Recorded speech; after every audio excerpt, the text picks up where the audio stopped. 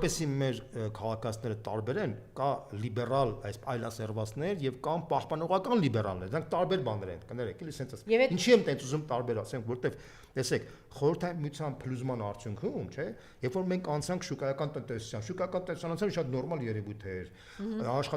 իշխանությունների տարանջատման սկզբունքը, դեմոկրատիան, բազմակուսակցությունը, մարդու իրավունքների ազատությունը, խղճի ազատությունը, դրանք սաղ լիբերալ արժեքներ են, դրանք շատ ճիշտ արժեքներ են, որոնք դրանց հաստատումը շատ կարևոր է, բայց նաև սովետական միությունից եւ սովետական միության փլուզման արդյունքում եկեղեցու դերը մեծացավ, չէ՞։ Կրոնական արժեքները առաջ եկան, որը խրախուսվում էր այն ժամանակ բոլորի կողմից։ Այսինքն այն ժամանակ այսպես ասած լիբերալները միասնակ, այսինքն եւ կային լիբերալ պահպանողներ։ Ես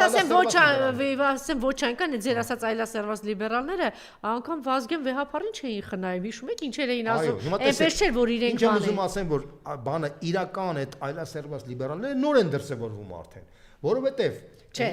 իրենք միշտ կային, իրենք շատ կոնկրետ աշխատում էին, բայց հիմա եկել է պահը, որ ասել են դե դավայ ջրի երես դուրս եկեք։ Հիմա Գալկինին ու Ալապուգաչովային ասում են վերջացած ձեր ժամանակը։ Հիմա դուք պիտի ասեք նիետ վայնի, հիմա դուք արդեն դուրս պիտի գաք։ Տեսեք, շատ կարևոր մոմենտ ասեմ ձեզ, էլի, օրինակ տեսեք, օրինակ եկեղեցու հետապնդումը, եկեղեցին հալածել արել են Զելենսկին, չէ, արել են բոլշևիկները ժամանակին։ Նեո բոլշևիկները։ Չէ, բոլշևիկները 17 թվականի հեղափոխությունից հետո հսկայական եկեղեցիներ քանդեցին, հիշում եք, բանի բոլշևիկների ժամանակ, կոմունիստները որ եկան ավելի դրական։ Եկեղեցու դեմ աշխատել են նաև նացիստները, երբ որ եկան Հիտլերը որ եկավ իշխանության։ Մեկ էլ Նիկոլենք։ Եվ հիմա եկեղեցու դեմ աշխատում են այսօրվա նեոլիբերալները, աշխատում են Նիկոլ Փաշինյանը, փորձեր անում Սաակաշվիլին աշխատել, Ուկրաինայում աշխատեցին այդ ուղղությամբ։ Հիմա այն որ ձերբակալել են։ Այդ եմ ասում, հիմա այսինքն եկեղեցու դեմ պայքարում են հիմնականում այդ այլասերված գաղափարների կրող մարդիկ։ Լիբերալներ, բոլշևիկներ, սոցիալիստներ, կարևոր չի դա։ Դուք լավ օրինակ բերեցիք, ես շատ կհանրայնացնեմ, դա շատ ճիշտ էր այդ Կիպրոսի օրինակը, որ տեսեք երեսպաշտությունն ու այլանդակությունը, այսօր եվրոպական իշխանությունների, որ ծպտուն չկա, այնտեղ էլ չէ, եկել է զավթել է, գրավել է ձայն չկա, բայց այստեղ քանի որ իրանք գերխնդիր ունեն կործանել, ավիրել Ռուսաստանի Դաշնությունը, Ուկրաինային այսպես բանենալ, եւ ես երեսպաշտությունը նույն էս աստղերի ես պատահական էս օրինակը չբերեցի։ Տեսեք, պատերազմը սկսում են իդ վայնի բոլորը հայտարարում են, իբրև գնում են Իսրայել։ Իսրայելի ժողովուրդը այնտեղ ցեղասպանություն է Գազա, կար լռություն։ Այսինքն այս իրենց մեջ ինչ կեղծ երեսպաշտ բան կա, էլի, սա է։ Սենց ասենք, բանը երեսպաշտությունը, կեղծավորությունը այս գլոբալիստ լիբերալների գլխավոր այցեքարտն է, իրանք իրականում դա են։ Մենք սիրում ենք ձեր ժողովուրդ։ Ես կարծում եմ որ արժի որպեսզի այդ մարդկանց դիմագիծը բացելու համար լսենք այդ ռուս այդ լիբերալ մի քիչ բացեք, ուրեմն մի երիտասարդ, որ 90-ականներին ծրագրավոր աշխատել է, ուրեմն Կրեմլում 2000 թվականից սկսած Ոմն Յակիմենկո, որը այսպես ասած լիբերալ ժամանակից իբր թե լիբերալ արժեքների կրող էր, որին հրավիրեցին պետությունը հրավիրեց, որ ինքը աշխատի Ռուսաստանի երիտասարդության հետ, իբր նոր արժեքներ ներմուծելու համար։ Սա է խնդիրը։ Նոր արժեքներ, ասենք որ դեռ Կրեմլի ազատագրումն էլ միջև դեռ ազատագրված չի բավականին երկար փուլ է անցնում 20 տարի անցնում են։ Նաև այնտեղ կային ղեկավարներ, որ այսպիսիներին էին աշխատանքի ընդունում, ոնց է պաշտոնեի անունը, որ հետո հեռացրեցին Սուրկովը։ Այո, եւ իր աշխատակից իր ենթականերից է եղել սա։ Հիմա դուք լսեք Սա հիմա փախել է Եվրոպա եւ բացահայտում է թե ինչ են արել այս լիբերալները Դուք այն որ ասում ասես կետարկետ նմանություն կտեսնեք այսօրվա այս նիկոլական ԿՊԱ-ականների հետ, թե ինչ այլանդակություն է սրանք եւ հիմա բաց տեքստով պատմում է թե ինչով է զբաղված եղել եւ այս մարդու այլանդակ կերպարը կտեսնեք եւ ինչ են արել իրենց հետ, խնդրեմ։ Сегодня вот в то, что вы делали тогда, вы не верите. То есть, ну, считаете это бессмыслицей, что ли? Ну как это бессмыслицей? Я заработал много денег. Вы со мной сейчас разговариваете во многом, потому что у меня была за плечами эта история. Я построил себе дом, и не один. Да нет, почему? Это было осмысленное мероприятие. И я много что понял про власть, про природу власти. Если бы у меня не было такого глубокого опыта, мне бы могло казаться, что где-то в каких-то эшелонах есть какие-то люди, они совсем другие. Нет, я могу утверждать, что никаких эшелонов, никаких там особенных людей, все абсолютно одинаковые. Но когда вы строили движение «Наши», вы уже на тот момент так рассуждали? Или вы Нет, когда я строил движение «Наши», я был наивный люберецкий парень, который ничего в своей жизни, кроме наркотиков, не видел, и бандитов. Լսում եք, ոնց որ քպականները խոսեն։ Вообще в этой жизни ничего, кроме женщин, не интересовало никогда. Ну и котов. Для меня все эти вещи, это была возможность приблизиться к женщинам в том или ином виде. Никакой политикой никогда не занимался. Я занимался вопросом ухаживания за женщиной. Если бы я в свое время не осознал остро, что я абсолютный дегенерат, причем дегенерат, работающий в правительстве, работающий в Кремле, я бы никогда в жизни не смог бы понять того немногого, что я на сегодняшний день понял. Ոնց որ քպականը խոսի, այս մարդը երիտասարդ տարիներին քարոզանում, երիտասարդներ մեր հետևից դուք գալու եք իշխանությունը ձերն է, մենք պիտի տապալենք այս իշխանություններին, բոլոր թալանչիները, բոլոր կոռուպցիոնները, դուք ազատություն եք ստանալու, ազատություն, վերջապես իրավունք, ոնց որ քպականները խոսեն։ Սա հետ խոսում է, հիմա արդեն խոստովանում է, թե իրականում ինքը ինչ արժեքների կրող ա եղել։ Շներ, կատուներ, կանայք դրանով արժե թքած ունի ամեն ինչի վրա երկրի պետության իրեն միայն հետաքրքրել է փողը։ Այս քպականների բան տիպաժն է։ Այս արդեն տարիներ հետո է խոստովանում Գերմանիայում միլիոնները տանելով Ռուսաստանից ինչ է խոստովանում շարունակությունը։ Այլանդակության բան լսեք։ Для меня сейчас никакой России не существует. Для меня существует 140 миллионов человек, говорящих по-русски и самим языком. Տեսեք, նույն այս ձևակերպումը, որ Չէ, թող լսվի դա։ Հա։ Ահա, ասեք, լավ, դուք խոսեք հիմա բան կա։ Ձևակերպումը, որ իր համար գոյություն ունի Ռուսաստանը, կա 140 միլիոն բնակչություն, դա նույն լիբերալների մտածողությունն է։ Քպականների։ Տեսեք, ոչ միայն քպականների, ասեք, որ կոնկրետ հասկանանք քպականների, Սաակաշվիլի, կոմունակիստների, այսօրվա եվրոպական էլիտաների, իրանք ինչ են ասում են Ֆրանսիայում չկա ֆրանսիացիներ, կան Ֆրանսիայի քաղաքացիներ, բնակչություն։ Մինչդեռ պահպանողականներն ասում են, որ ֆրանսիական ժողովուրդը դա քանակական եւ օրգանական միասնություն է։ Ֆրանսիան դա նաեւ Ֆրանսիայի պատմությունն է, Ֆրանսիայի արժեքներն են, Ֆրանսիայի հին բարքերն են, որ պետքա հարգեն են մարդիկ, որ գալիս են Ֆրանսիա ապրելու։ Մինչդեռ լիբերալները ասում են, այդպես բան չկա, Ֆրանսիան տարածք կա, որտեղ ապրում են 60 կամ 70 միլիոն քաղաքացի։ Կապ չունի թե ինչ տարածք կա։ Այնտեղ հայ է, թուրք է, ադրբեջանցի է, թե եզդի է, թե չգիտեմ ինչը, կապ չունի։ Իրանք բոլորը պետքա որպես բնակչություն ապրեն։ Նույն մոդելը ստեղ Նիկոլ Փաշինյանը ասում է Հայաստանը դա Հայաստան չի, սա փաստացի 3 միլիոն բնակչության տարածք կա, որտեղ պետքա մարդիկ ապրեն, եւ լավ պետքա ապրեն, հասկանում եք։ Այս չկա հայ ժողովրդի պատմություն, կա տարածքի պատմություն։ Բայց եկեք ասենք, որ այնպես չի, որ Նիկոլը հզոր է, այդ լակոտները, որ փողոց իրանց տերերն են հզոր։ Ինքը իրականացնում է այն շրջաբերականները, նույն աշխատանում են բանը Մոլդովայում, Ուկրաինայում։ Զելենսկի համար էլ մի րոպե, Զելենսկին եւ իր թալանչների համար Ուկրաինա հասկացողություն կա, թե ոչ, կա ուկրաինական տարածք, որտեղ 30 միլիոն մարդ է այսօր апրում, իրանք պետք է փող աշխատեն 30 միլիոն։ Այս այլանդակությանը լսենք, էլի շարունակենք, թե ոնց որ այս մերոնց քսերոքսը լինի։ Последними, скажем так, столетием или 200-летием. История плохого слова. Взаимоотношений друг с другом,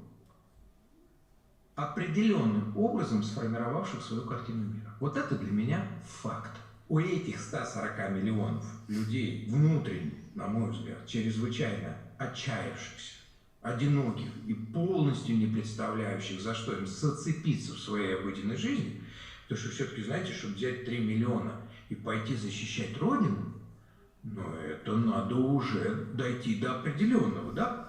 Մաստեսեք։ Չկա հայրենիք, հիմա այն իր այլանդակությունը։ Ինքը ինչ ասում, ասում է մեծ հաշվով չկա Ռուսաստան հասկացողություն։ Եվ այն 3 միլիոն մարդիկ, որ հիմա գնում են պատերազմի, դրանք գնում են հանուն ոչինչի։ Այդ մարդիկ հանուն ոչինչի են գնում։ Այդ ով էր ասում մեր մոտ։ Հասկացել եք ով էր ասում։ Հիմա տեսեք, եթե հանուն ոչինչ, դա նշանակում է, որ Մեխակ Մեխակյանը հանուն ոչինչի է գնացել զոհվել։ Հասկանում եք, որպեսզի դա ավելի սուր ցույց տան իր անառակ որդու պիտի բերեն այդ անառակին, որ իր ձեռքով անեն։ Այո, Վազգեն Սարգսյանը հանուն ոչինչի էր սպարապետ դառնում։ Դրա համար եղբորը, հա, բերել։ Համար եղբորն են բերում, որ փչացնեն այդ գաղափարը, որ Վազգեն Սարգսյանը փչանա, որպեսի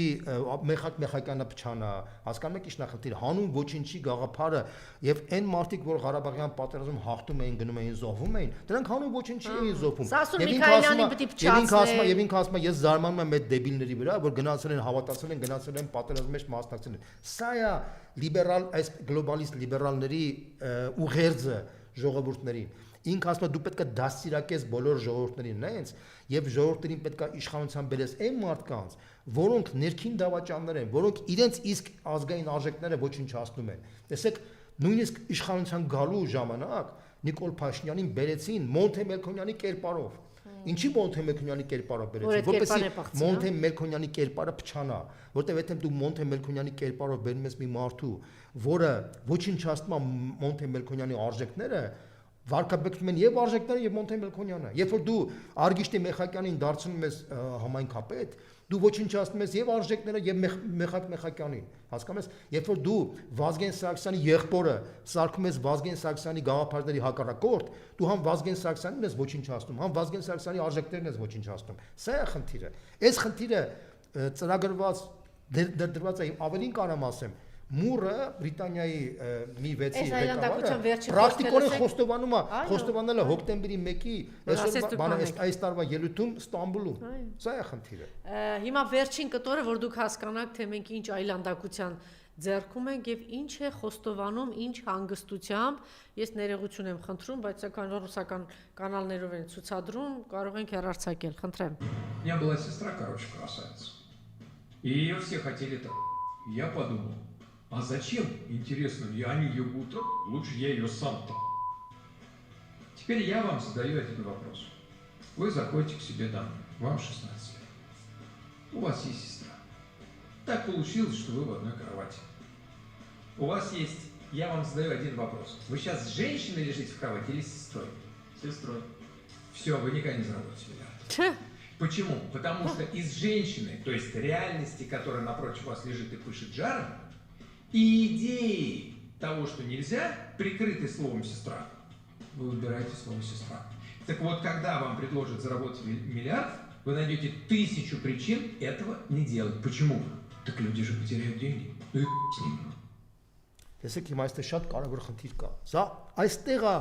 այն գլխավոր ջրբաժանը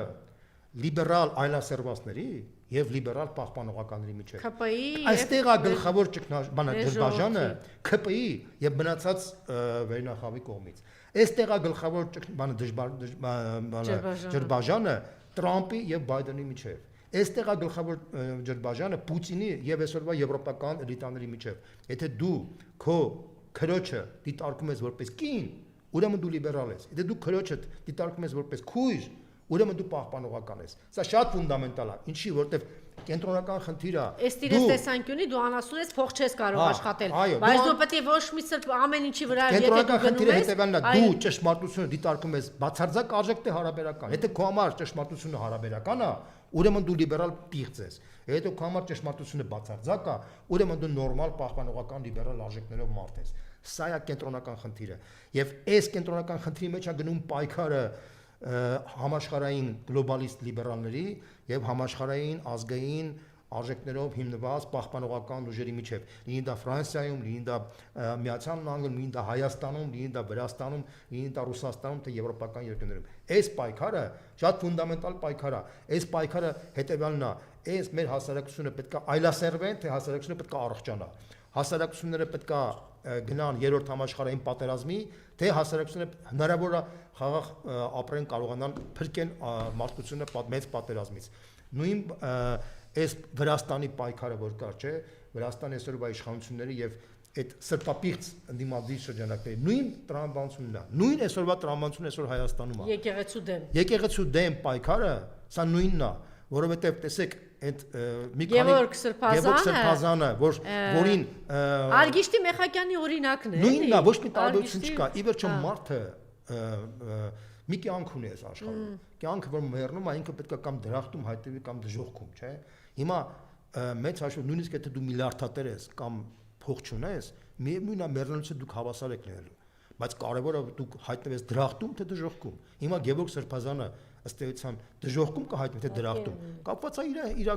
բանից, եթե դու փաստացի դավաճանում ես քո արժեքները, քո սկզբունքը, քո կառույցին, բացի դու չես կարող արդեն դրախտում հայտնվես։ Եթե դու մտածում ես, որ այս աշխարհիկ կյանքում դու կարաս վայելես այն վայելքներով, որը առաջարկում է քեզ, ինելով ինչիա տենց, որովհետև այս լիբերալ սրբապիղծների համար իրանք ոնց որ Վազգեն Սարգսյանին են վարկաբեկել եւ իր եղբոր միջոցով, ոնց որ Մեխակ Մեխակյանին են վարկաբեկել, ոնց որ Մոնթե Մելքոնյանին են վարկաբեկել, ման են գալիս հա, օրը հիմա ման են գալիս այդ այնց տիպի եկեղեցական շորերով մարդկանց, որպեսի վարկաբեկեն նաեւ եկեղեցուն։ Սա է ամբողջ խնդիրը։ Հասկանում եք, սա մենակ հայաստանյան խնդիր չի, սա համաշխարհային խնդիր է։ Այն պայքարը, որ հիմա գնում է Հայաստանում, նույն պայքարը գնում է Վրաստանում, նույն պայքարը այս պայծությամբ, ավելի մեղմ ճանապարհով։ Նույն պայքարը գնում է Ուկրաինայում։ Ուկրաինայում ինչ այցին քանդեցին ընդեղ եկեղեցին, չէ՞, ֆունդամենտալ ոչնչացրեցին։ Նույն պայքարը գնում է այսօր Միացյալ Նահանգներում։ Միացյալ Նահանգներում նույն պայքարն է գնում։ Բանի Ռիչարդ Քրկի սպանությունը հենց դրա արդյունքն էր։ Հասկանում եք, ի՞նչն է խնդիրը։ Սա նույն պայքարը գնում է Ռուսաստանում։ Ֆունդամենտալ այդ պայքարը, նույն պայքարը գնում է Եվրոպայում։ Եվ պետք է մեր հոսանքը կարողանա ամբողջ աշխարհով մենք իսկապես մեծ համերաշխությամբ մենք պետք է իրար հետ միասին լինենք, որպեսզի կարողանանք հաղթենք, որտեղ գլոբալիստ սրբապիղծերը իրանք ունեն իրանց